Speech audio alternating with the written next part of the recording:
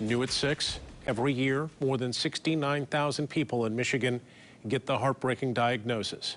They have diabetes. While the disease is a challenge, paying for life-saving insulin for type 1 diabetics can break the bank. Tonight's State of the State address may offer hope for those dealing with the disease.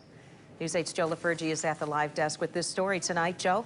Brian Sue, Governor Whitmer is expected to throw her support behind a bill that would cap insulin costs. The Attorney General is taking on Big Pharma over why those prices are so high. Samuel Dater puts a face and a voice to the challenges of being diabetic. 2 years ago, a trip to the emergency room after a bike accident led to the surprise diagnosis for the liquor store manager. Got a concussion, was in the hospital, and turns out something wasn't right, and it was type 1 diabetes. 24 years old. Dater is one of over 37 million Americans with diabetes.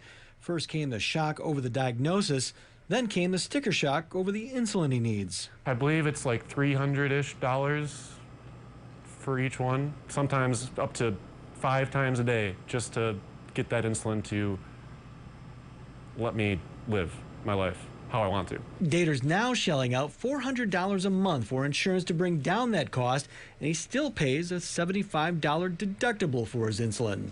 And then I have needles, test strips, my continuous glucose monitor. It all adds up. I know some people that they have to go without certain things just to make sure they can get their insulin. You know, I'm lucky enough to be able to afford better insurance. There may be some relief in sight for Dater and others. In an interview with the news site Michigan Advance, Governor Whitmer says she'll announce her support for House Bill 4346, which would cap the cost of insulin at $50 a month, about half the current out-of-pocket cost for a vial of insulin.